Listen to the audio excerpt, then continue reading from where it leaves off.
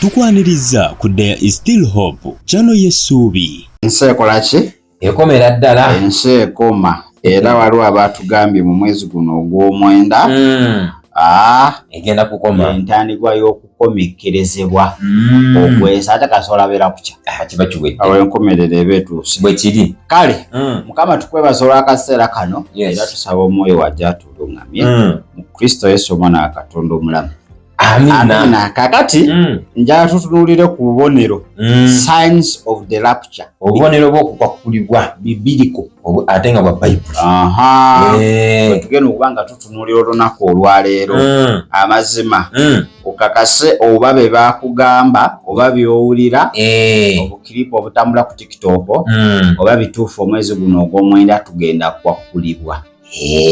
Kubanga obubonero buno bwonna bujja kumala kutuukirira. Ekituufu okuwakulibwa kusobola kukola ki? Kusobola kutuuke. Akabonero akasooka naye tugenda kuba nga tusimba amakanda mu Matayo essula ya 24, Luka ya 21 ne ekitabo ky'okubikkulirwa 4. Awo omwe tugenda okuba nga ate tutambulira mpola tubitegeere. Kale akabonero akasooka false Christs. Bakristo ab'obulimba bagenda kweyongera naye ate olabulwa ndabulwa nga gwe omulokole olina okulabulwa nti Kristo kulira yajja we kiri era okudda kwe tekujja kubaawo paka nga waliwo kye tuyita the resurrection. Amazuukira amazuukira Bayibuli geeyogerako gasobola kubeerawo ati ojja kulaba abafu bajja kukola ki? Bajja kuzuukira. Kristo ajja kuba atuuse. Awo kale bano abagamba nze Kristo nga amazuukira teganalabika abo beetagana kibooko abo banabbi bobuki b'obulimba bennyini oba tosoma ebyandika tajja bitegeera. Kituufu nnyo. Okudda kwa Mukama waffe okwokubiri kugenda kuba nga ate kukulemberwa amazuukira ag'okubiri. Abaafa bagenda kuba nga bakola ki? Nga bazuukizibwa. Nammwe abalamu abali baawo mugenda kuba nga mukola ki? Nga tukyusibwa. Kasita okiraba Kristo aba akoze ki? Aba atuuse. Naye omuntu abadde ku nsi myaka 4 mu nze Kristo tewanabaawo mazuukira. Kale okola ki kuno? Akulidde Katonda nga koonywa. Ayina n'omukyala n'abaana. Nze Kristo yennyini.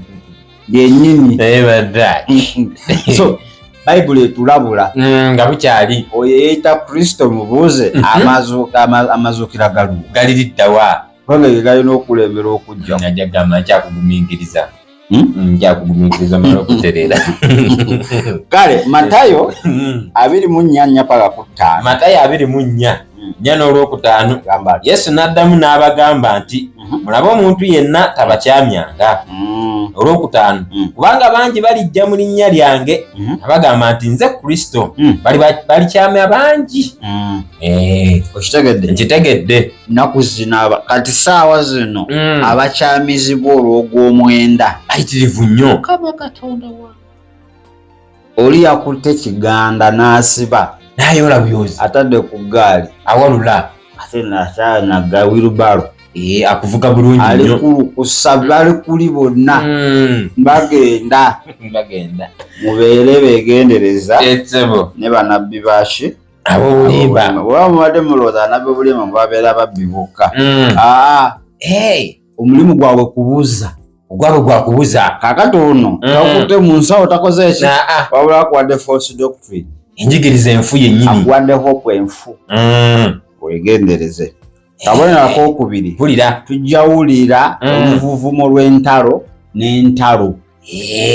Nziwulira ezo. Wars and rumors of wars. Entalo n'eŋŋambo ku ntalo.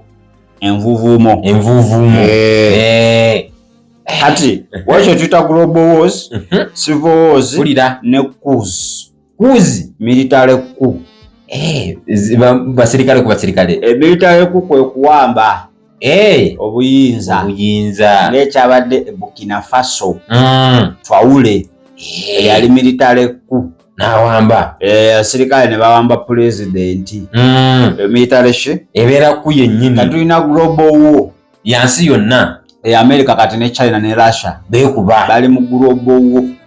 Abagulobo balwana kweza buyinza bwansi yonna. Ani afuga bayinza obutekuba masasi naye ate bayinza okwekuba mu ngeri endala nga nawe genda kukukosa ng'ekukubiramu indirectly. Ate zo ki ze global wars n'ezisivo munda mu ggwanga. Kati ezo ate zisobola okubeera nga n'abakkiriza nga tetwekuba tuyinza okulwanagana. Musumba oli yasinga ono amaanyi olwo obutakkaanya mu ba senior citizens bennyini okwetoloola ki ensi zalina obuyinza obwenkomeredde zalina ekigambo ekisalawo sivowo. Matayo 24:6 agamba ebigambo bibino muliwulira entalo n'ettutumu ly'entalo mulabe temweraliikiriranga kubanga tebireme kubaawo naye enkomerero ng'ekyali. Kakati bino byakatandika Russia Ukraine Israeli Iran ebyo mujja biwulira n'ettutumu ery'entalo ntate mu America agenda kuba omu Russia balwansi yonna Omunauganda agenda kuba omu China muki mu bigambo oba mu kunywa embi okitegedde nkitegeera Bayibuli ekugamba ebyo byonna bikyali ntandikwa enkomerero tennaba gakyali mabaga. kati saa zooka kijja kuba kizibu ensi okuba nga temuli lutalo. Kijja kuba kizibu oba obukontinenti ebeerawo nga temuli lutalo ekisobokera ddala birina obeerawo biriko kati gwagala mu entalo zigenda kuggwawo Bayibuli kwata oyuzemu empapula ezimu onyiriri ate ojja kukoyuziza mu yiyo simuyange munda zijja kuba zikyalimu bwe kiri simayo Russia Ukraine entalo ezimu ziri mu kutuukiza byawandiikibwa naddala olulimu Isirayiri olwo baluleke eyo egenda kulwana paka Yesu lwali bwalikomawo wano ku nsi tegenda beeraawo nga talina gwekuba mateeka. Okitegedde nkitegeera. Akabala akokusatu internal and external conflicts kekalwako okulwanagana okw'omunda n'okw'ebweru. Mulwana munda n'ebweru. Ate na kino kinvolvingamu tujja laba nations against nations, eggwanga ku ggwanga, kingdoms against kingdoms, obwakabaka n'obwakabaka, obw'Obuganda nga bulwanagana n'obw'Obusoga n'obw'Obunyoro. Lwaki ozaala abalongosa nga tetubazaala twekube amawanga n'amawanga Sudaani nonye neiba Uganda lwaki mutukiikiriza lwaki mututojja buli kaseera mmwe esoluma Uganda yagala kulwana ne Rwanda mubeeraawo nga byemubeeramu buli ssaawa nga tubeeramu ebyo internal and external conflicts. Owulire ale zino internal ne external ne mu kanisa nazo zibeeramu teboogera nsi yokka. Boogera ne ku kanisa nga ne kanisa erina internal and external nga zeeyongera. Ekanisa eno n'eno pasito ono n'ono endiga eno n'eno bakulwanyisa mu kanisa ate n'ebweru waayo ate n'ebweru waayo kika kikuli bubi bakuba in and out omwandaawe tebakuweza buli woolaba ebyo nga byeyongera mu kyaki bakutulugunya wakaba kutulugunya just know ebyo byakola ki byawandiikibwa era biraga okukomawo kwaki kwa Kristo. Matayo 24:7 Matayo 24:7 agamba nti kubanga eggwanga liritabaala eggwanga ne kabaka alitabaala kabaka walibaawo enjala n'ebikankano mu bifo ebitali bimu. Nkitegedde. Kakati tujja kuba ne natural and supernatural disasters.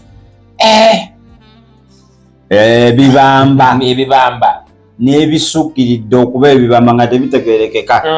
Natural and supernatural disasters ze tuyita great earthquakes, ebikankano bijja kuyitirira, enjala eyo ejja kuyokola ki kweyongera. bino simanyi ebiwuka simanyi enzige simanyi bite nazo zigenda kuyitirira pitirivu nnyo. Twazisomako mu Bayibuli wano mu Uganda zajja enzige ne zitulira bubi nnyo. zaave simanyi saidi za Somalia batugamba oba muddungu zazikolayo izo Kenya izo Uganda simanyi zigerako mu Dyala naye nga buli we ziyita zeddira kulaba green zirya buli ziba zigenda leeta enjala.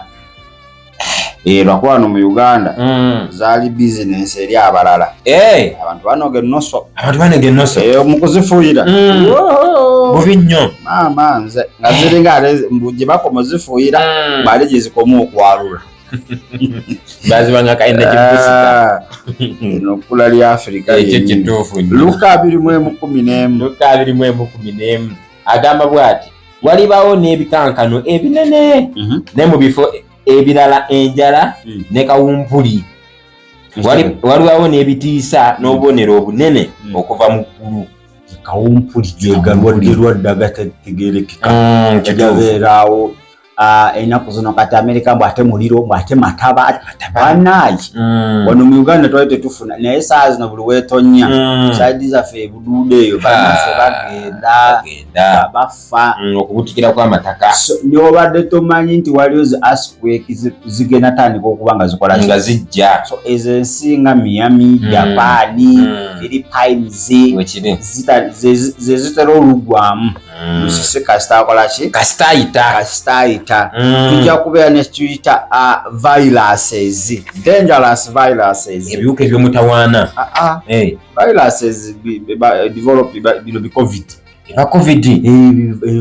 virus virus enyinyi eyo nyini nkitegedde Ebola kyogamba Ebola omuzungu ddagala lyamubula man-made disease ne COVID man-made viruses naye Bayibuli ekugamba nti ebyo byonna w'obiraba that's the birth pain eba ntandikwa ya bulumi bwennyini. Kakati tuli mu ntandikwa yaabwo. We shall have unusual real problems, ebizibu bitali bya bulijjo, unusual even weather problems, n'ebikwatagana ku mbeera y'obudde. Tugenda kubeera n'embeera y'obudde etategeerekeka etali ya bulijjo nga mbi. Ekyeya ne kifuuka ekyeya. W'osuubira enkuba okutonnya gwaka, w'osuubira ogwaka etonnya, bw'etonnya etwala amayumba etwala abantu, ebintu bigenda kukyukamu. Kituufu nnyo. Okitegedde? Nkitegeera. Ebigambo byonna mubiraba ntandikwa ya kubonaabona, ntandikwa ya bulumi. Bayogamba naye ebimu twabiyitamu, ebimu tubirimu. So kiri eriga okuba nga okola ki weteekateeka olunaku oluleme kuggwako bulungi bwe kiri. Olaba okutaano unloving people, abantu bajja kuba tebakyalina mukwano nga bakambwe bazibu bakaawu. ate gobeerawa gwe tokiraba hardening of people's hearts, emitima gyakalubamba kakanyavu, emitima gigenda kubajanjaba mu biseera eby'oluvannyuma bino. Abantu bagenda kusuulawo okukkiriza kujja genda abandoned oba abandoning the faith. Abantu bagenda kusuulawo ki okukkiriza nga ki ekireeta ekyo due to the increase of wickedness, obubi bugenda kweyongera nga buyitirivu nnyo. Byebinesa betulimu obubi buli multiplying emulundi gwotategeera bungi nnyo. Okitegedde? So the love of most will grow cold. Okwagala kw'abangi kuliwola. Ekyo ate kya kkanisa. Ekyo kya kkanisa. Okwagala okuwola kya kkanisa Bayibuli kye teyogera ku nsi. Okwensi kwo kuwola. Naye kati kkanisa ssaawa zino n'ensi bifaanagana. Okwagala kwawola. Temukyali kwagala mu kkanisa. Eza ate oyagala okwagala oyinza ate kusanga mu bakatuliki wa protestant ate eyo gy'okusanga kama naye ate kiki. So obubone bwonna bulaga ki? Okudda kwa Mukama waffe Yesu Kristo. So people will abandon faith. Abantu bajja kuleka okukkiriza. People relationships will be betrayed. enkwatagane zijja kumenyebwa relationships kinene kirimu okuba omwami n'omukyala amaka kirimu friendship just akati ebyo ebintu byona bigera tuuka ekiseera nga temuli kyali makulu ng'omuntu okulyamu olukwe nga kibanga kitono nnyo okusulawo obusuuzi ekimutwalira budde. I'm going to marry ya mukwana dakiika emu tomumanyiira sikumanyi nesonyiwa ogejje nerabira gye wandaba ebyo bigenda kweyongera biyitirivu nnyo ate okumanya nti kigenda sokka abantu bagenda kubetrayinga their relationship with God. Not only with the human beings. Kakati ne Katonda bagya mutwalizamu. Enkolagana yaabwe ne Katonda ebagenda giryamu olukwe. Sikulyamu gwe lukwe ng'omuntu. Bagenda sokkakaawo. Banene mu Katonda olukwe. Tebagala kumanya. Tobabuulira ebyo. Tegede. Nkitegera. Kubeera n'obwegugungo obw'amaanyi. Okwegugunga. Violence. Zigenda kuyitira buli dakiika. Buli nsi katono kati katono kati ku nguudo. Lwaki abantu bagenda lacking what we call civil public behavior. Empisa ezomu bantu nga tewakyali. Empisa zigenda kubanga tezikyakola. Omuntu gw'otasuubira kukola kintu agenda kikola. Obwegungo bugenda ki? Bugenda kweyongerera ddala. Buli w'obulaba buli mu nsi olaba bwegugungo buli mu nsi. Kabonero kakudda kwa Mukama waffe Yesu. Matayo 20:12. Matayo 20:12. Era kubanga obujeemu buliyinza obungi. Okwagala kw'abasinga obungi kuliwola. Obujeemu kati totawaana bulabire mu makaago. Abaana bakyawulira.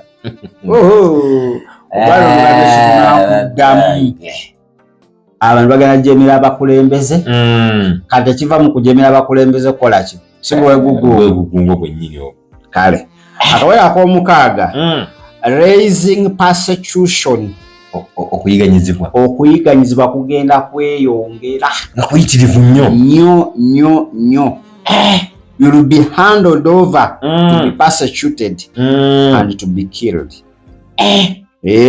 Nti bantu bano bagenda kulyangamu olukwe wekiri bakuweeyo bakitagisa kutulugunya bakitagisa kukutta bagenda kukutta naye ng'okuyiganyizibwa kugenda kweyongera nnyo kati saawa zino waliwo ensi nga tosaagana n'oyogeramu Yesu bakukwatirawo bakusibya olire mu nsi olukwe maama waliwo ebitundu ebimu nga toyogererawo Jesus nga tosaba buulira njiri ku luguudo nga tosaba tambula ng'okutta Bayibuli nga wogambye ndi mulokole bakutta busi ebitaaliwo edda tegeera okuyiganyizibwa mulokola naddala gwabulira enjiri kwakatandika obadde olowooza mu famire ye kuyiganya buyiganya bikyali kugambye kijja kuva ku famire n'ekkanisa mw'osabira egenda kuyiganya. You'll be hated by all the nations because of my name. Yesu agamba ogenda kukyayibwa buli muntu kululwe bw'oba olowooza abazadde bokka be bakakukyawa mukwano gyakukukyawa bwekiri n'omwami akukyawe n'abaana bo bakukyawe osigale bwannamunigina bw'omu kati kati ng'olina okusalawo weeyongerayo ne Kristo oba okuba yutaani nogakambe egatteko tuwoomerwe olwange ekimala komyewo. Matayo 20:4 agamba bwe bati bwe bali bawaayo mmwe mubonyeezebwe balibatta nammwe mulikyayibwa amawanga gonna okubalanga erinnya lyange. Akubule we tutuuse okuttibwa egenda kubeera kitundutundu ku bulamu bwaffe kkiriza ezafa oba weegaane londako ki londako kimu. Kakati Yesu yagamba bwe kiba kyamuliko eky'okuyiganyizibwa n'okumutta ne bakola ki ne bamutta togenda kyewala sisobola kukyewala. Yokaana 15:2 n'otukukkiriza okw'empaka agamba bw'ati mujjukire ekigambo kye n'abagamba nti omuddu atasinga mukama we obanga banjiganya nze nammwe banaabayigganyanga obanga bakwata ekigambo kyange agamba nti n'ekyammwe banaakikwatanga. Yesu aba bamuyigganya beera konko sure bagenda kuyigganya 100%. baba bamukkiriza bajja kukola ki? Bajja kumuzikiriza. Ali mu biseera bino eby'oluvannyuma bagenda oyigganya gwe in and out. Bajja kugoba ku mulimu lwako oli mulokole. Ojja kugenda abantu okola interview bagamba oli muki? Nti ndi mulokole. Wano tetulina mulimu gw'abalokole fulumu. Leka naawe. Kujja kongo ogamba toli mulokole. Gamba boss na. Love eri nsagala badde nsaaga. Manyi nze bwentyo. Nalokokako nagwa. Nabivaamu. Toyagala kali. Manyi nze bwentyo. Kale ne luli eri. Ng'omuwomereza akaboozi. Salawo. Yesu oba omutunda gwamanyi. Ne mu bino ebiro okuyigganyizibwa kugenda kweyongera okwa buli ngeri. Buli ngeri yonna. Kakati wokulaba beera mugumu ng'asula wansi. Ate oba osubirayo ekigu nti tekisobola kubeerayo. Okuliwa kukozeshe. Akabonero ak'omusanvu. Enjiri egenda kweyongera okubuulirwa. Enjiri egenda kutuuka mu buli kasonda. Gyokoma okulaba nga enjiri eyeyongedde okubuulirwa buli koona kati naddala mu Africa. Buli koona lw'oyitamu olaba ba street preachers, crusades. Buli woolaba ebitebyo nga byeyongera manya Bayibuli zitandise okubanga ziri translated mu nnimi ez'omuntu wa bulijjo. Oleme kwekwasa nalisimanyi Luzungu baziza mu Luganda mu Lusoga mu Nyankole mu Kyapadola teri kyekwaso teri byakwekwasa. Oshegede Bayibuli yalinga mu Lwebrania mu Luyonaani kale ne mu Luzungu kakati ne mu Luganda mweri asoma kati hakuna mchezo teri kwekwasa nga aleze sana alisimanyi kusoma. Mataya 2:14 agamba bweti n'enjiri eno ey'obwakabaka eribulirwa mu nsi zonna okuba obujulirwa mu mawanga gonna awo enkomerero n'eryoka ejja. Nkomerero ndowooza gira enjiri ekola ki? Ebuulirwa in and out. Okitegedde? Nkitegeera. Akasembayo yekondeere. Kasono owulira the trumpet call. Ng'ekola ki? Ng'evuzaawo. Genda mu Basosolonika. Abasosolonika ekisooka 3:16. 3:16 kweri ekisooka nga tekiri. No, 1 Corinthians. Abakolisi ekisooka 3:16. Ebigambo bye bino. Temumanyi nga muli yeekaalu ya Katonda era nga omwoyo gwa Katonda abeera mu mmwe. Kenako mu kyokubiri. Corinthians 3:16. Nawandise ntya. Agamba bw'ati naye bwe tujjukira Mukama waffe ekyokubikako kigirwawo. Kale tugenda kino wadde wano era sooka wasomerenga Revelation okubikkulirwa nya meka nnyo okutandikirawo paka ku lwokumeka paka ku lwokubiri. Kale okubikkulirwa nnya n'okutandikirawo. Oluvannyuma lw'ebyo n'endaba era laba oluggi olugaddwawo mu ggulu n'eddoboozi lye nasooka okuwulira ng'ali akagombe. Badde bagamba mali nyalina okondere ne manyi gadde kagombe. Ng'alyogera nange ng'alyogera nti linnya okutuuka wano nange naakulaga ebigwanira okubeerawo oluvannyuma lw'ebyo. Genda mu Bakoliiso ekisooka 15:51. Abakoliiso ekisooka 15 ate olwa 51. Lugamba ebigambo luno amanga. Laba mbabuulira ekyama. Tetulyebaka ffenna, naye ffenna tulifuusibwa. Nkirire. Mangu ago nga tutemya kikoowe akagombe ak'enkomerero bwe kalivuga. Kubanga kalivuga n'abafu balizuukizibwa, obutavunda naffe tulifuusibwa. Kale ojja kweyongerayo mu biseera byo eby'eddembe. So eyo last sign eya okukwakulibwa akagombe bwe kalivuga. Akakayimba nkagala nnyo. Akagombe kavuga. Ensingo ekoze ki? Kale nja kakwano nga tumaliriza kituufu nnyo. Ojja kuba okola ki? Ng'akawulira. Okawulira. Bwe kiri. Ate ebigambo ebyo obiwulira. N'obubonero obwo obw'okukwakulibwa bw'omala obbuwulira, kiki ky'ozaako ggwe atanaba kukkiriza Kristo? Kubanga weetwalira Kristo nga bukyali obeera omulokozi era Mukama w'obulamu bwo. Okwakulibwa twakuyita obubonero buno bwonna okuleka ak'akagombe ako ke kasembayo, naye buno bwonna bulimu tuyiseemu mwe tuli tutambulira. Waliwo agambye amuye mu Katuliki. Kati okuba otandikirako kkiriza Kristo ly'ekkubo n'amazima era n'obulamu. Yesu teyakuyita obeere mu Katuliki. Nange sikamanyi. Ate nze ani akamanyi? Akubuuziza ali mu Katuliki. Nange sikamanyi. Yesu yakuyita obeere ozaalibwe omulundi ogwokubiri. To be born again. Tukimuwe akitegere bulungi. Si Yokaana 3. Yokaana 3. Ayinza okugamba ebintu bino tubijjawa.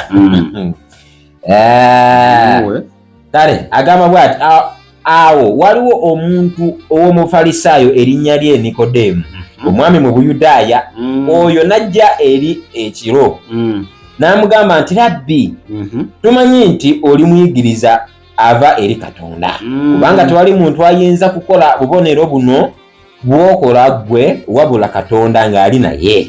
Yesu n'addamu n'amugamba nti, ddala ddala nkugamba nti omuntu bw'atazaalibwa omulundi ogwokubiri tayinza kulaba bwakabaka bwa Katonda. Bw'otafuka mu Katoliki? Bw'otazaala omulundi gwakubiri. Okuzaalibwa omulundi ogwokubiri ng'odda mu luto lwa maama wo? Nedda ssebo. Waatula Abaluumi 10. Abaluumi 9 paka 10 ajja kwesomerayo. Omuntu akkiriza n'omutima gwe bwe kiri era n'atwala n'akamwa kwe okuweebwa obulokozi. Kakati mukulemberemu.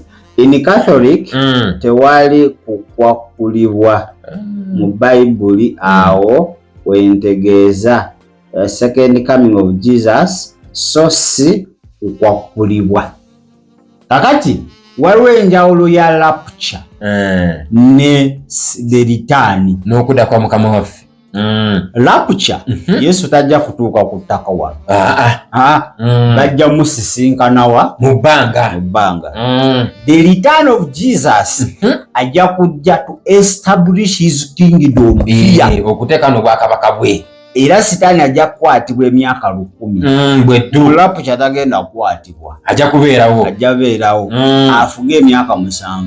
nga kuno ku nsi kuno nga Sitaani yafuga emyaka 7. Bwe kiri era we tulabira nti ensolo egenda tandika ejawaliriza abantu akabonero ku mpaka. Oba oyagala batoyagala, awo omuntu wagenda okugula obulokozi bwe n'omusaayi gwe, either otibwa okkirize Kristo manyi ofuna obulamu obutaggwaawo, bwe kiri oba odde ku sayidi yaki y'ensolo. Kati okudda kwa Mukama waffe okwokubiri kwe kutwala abaana abafunye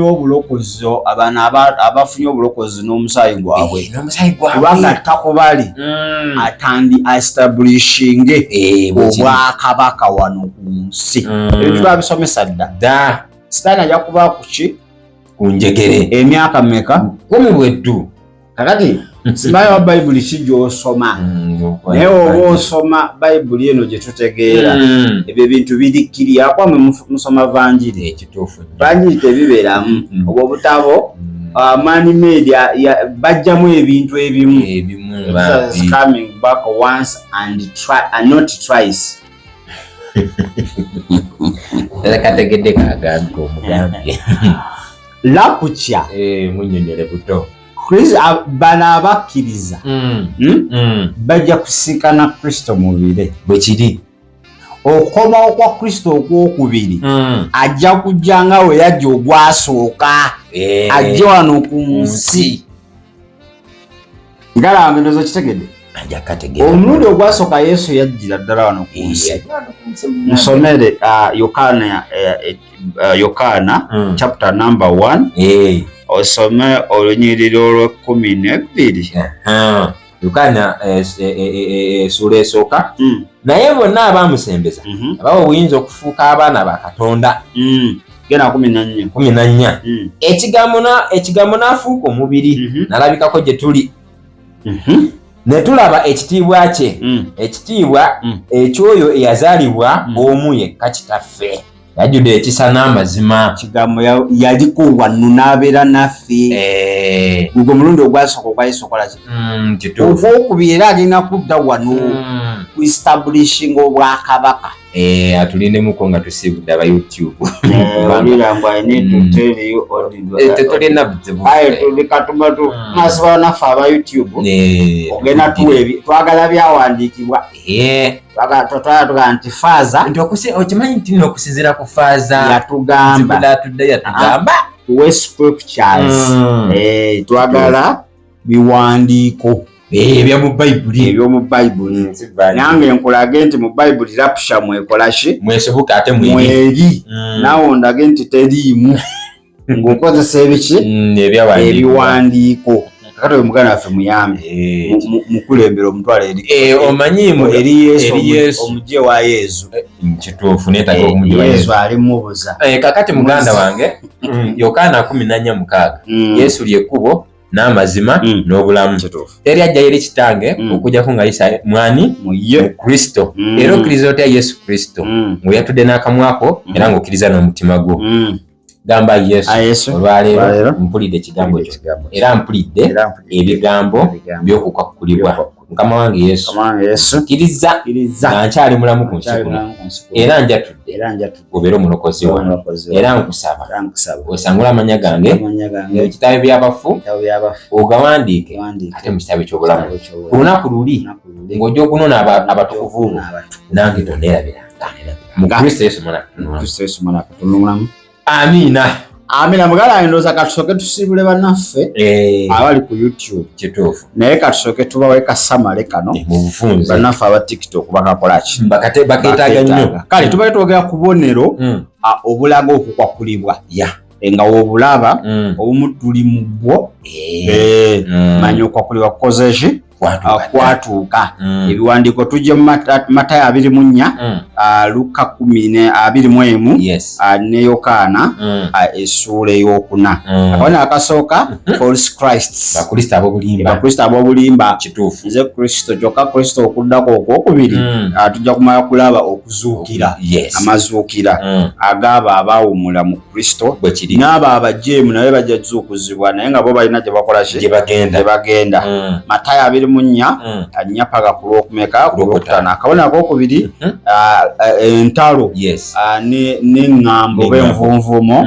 az'entalo azijja kweyongera we tuli saa zino buli kontinenti mulimu olutalo Matayo 24:6 akabona akokusatu tugambye internal and external conflicts tujja kuba n'okulwanagana okw'omunda ate n'okw'ebweru amawanga nga galumba amawanga ate n'obwakabaka nga bulumba obwakabaka ate kijja kubeera ne mu kkanisa ekkanisa eno ng'erumba n'endala kale Matayo 24:7 akabona akokuna natural and supernatural disasters ebibamba bijja kweyongera tujja kulaba okunyeenyezebwa okuba musisi enjala kawumpuli ajja kweyongera, okukolebwa kwa viruses ez'enjawulo twalaba COVID-19 z'Ebola, naye ebyo byonna obiraba ejja kuba ntandikwa yakubonaabona. Okubonaako okutaano, okwagala kw'abangi kujja kuwola, abantu bajja kuba tebakyayagala, emitima ajja kubeera mikakanyavu, abantu bajja kusuulawo okukkiriza,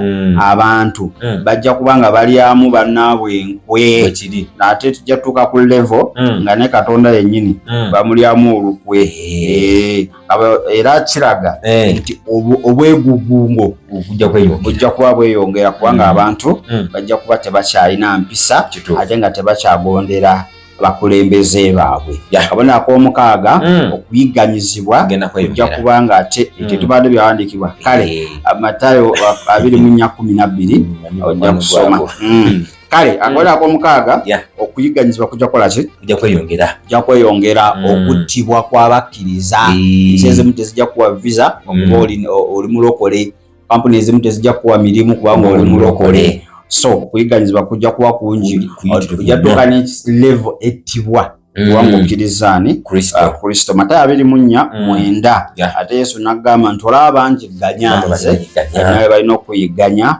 Yokaana 15:2. Akabonero ak'omusanvu, enjiri ejja kweyongerera ddala okubanga ebuulirwa buli kanyomero waleme kubeerawo okwekwasa. Matayo 20:14 ate kiraga translations Bayibuli baziziza mu nnimi ezo omuntu za bulijjo zasobola okuba nga ategeera, oleme kubeerako okwekwasa kwonna. Akabonero ak'omunaana, tujja wulira ekkondeere ery'oluvannyuma ng'ate livuga. Awo otegeerera nti ate Kristo amaze okuba nga ate atuuka ali mu bbanga awo okuba nga alisiivinga abo abalonde be okuba nga ate abatwala. Awo emyaka 7 egijja okuba nga giddirira gye tuyita Great Tribulation, okuyigganyizibwa okw'amaanyi. Kasita ekkanisa ebanga emaze okukwakulibwa, ejja kusoma Abapoliisi ekisooka 15:5 ate okkiririre ddala. Kale ndowooza tugenda kuba nga tusukkako awo, tugenda kuba nga ate twetoololamuuko katono. Tujja kudda n'ekitundu kyaffe kijja kubeera kyakubiri, ekyokusatu, ekyokuna, weewaawo oba ekyokutaano ekinaabaawo nakyo tujja kuba nga ate tukikuwa. Tukwagaliza olunaku olungi gwali ku YouTube. Katusigaze omunaffe ali ku TikTok ono atugamba teri kukwakulibwa oba Yezu eyamugambye simanyi. Kale twetoololamu agenda twana ebyawandiikibwa. Bw'atali ku TikTok osobwa kubanga bwe tumala wano sho tubeera ku TikTok nga tukyeyongerayoko n'okuba nga tutagaajula n'endowooza z'abantu. Mbeere bulungi ate era mwiraba. Weebale kulaba There is Still Hope. Okumanya ebisingawo tukubire ku 0752 34 14 47 oba ku 0761 08 83 15. Osobola n'otufuna ku email eya tishitv74@gmail.com. Eno ye There is Still Hope, channel y'essuubi.